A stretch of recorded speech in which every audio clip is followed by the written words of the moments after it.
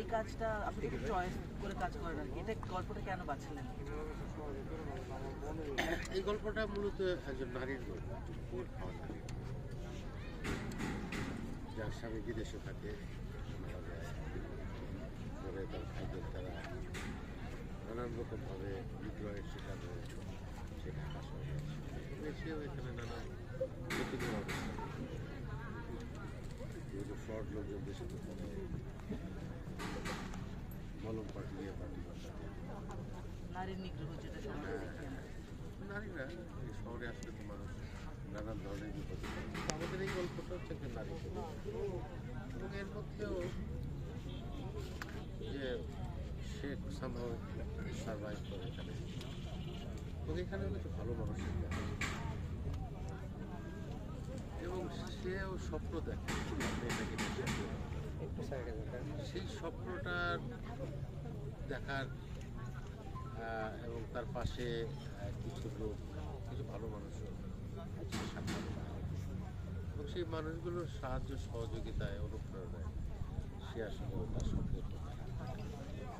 তো আমাদের এই গল্পের মূল জায়গাটা হচ্ছে যে একটা নারীর স্টাইল এবং মানুষ কতটা নৃশংস হতে পারে, কতটা অবিবেচক হতে পারে, কতটা অনেক এই গল্পের মধ্যে বিশেষ করে আমাদের দেশে, আবার এই দেশে কিছু মানুষ আছে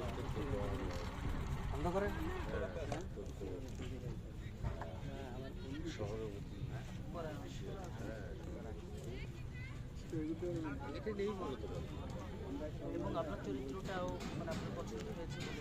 হ্যাঁ, টোটাল গল্পটাই পছন্দ হয়েছে। একটা গল্পের মধ্যে আমার একটা চরিত্র, এই গল্পের প্রোটাগনিস্ট হচ্ছে একজন নারী, সেই চরিত্রে রুনা খান। হ্যাঁ, সেইটাতে রুনা অভিনয় আপনাদের আগেও অনেক কাজ করা হয়েছে। এটাও একটা মেজর একটা ক্যারেক্টার দুইটাই প্রধান চরিত্র এবং খুব পজিটিভ একটা ক্যারেক্টার। একটা ছোট মেয়েও আছে যে মেয়েটা ছোট থেকে আপনিও মঞ্চে ওনাদের কাছে নিজেকে প্রস্তুত করেছেন, একটু দূরে মঞ্চের অভিনয়ের এক্সপিরিয়েন্স আছে। আমি জিজ্ঞেস করেছি এই কাজটায় ওনাকে কিরকম পারফরমেন্স করতে দেখছেন আপনারা? ওনাতে যদি ভালো এটা তো নিঃসন্দেহে ভালো করবে। আর আজকে দ্বিতীয় দিন সূচকের আর আমার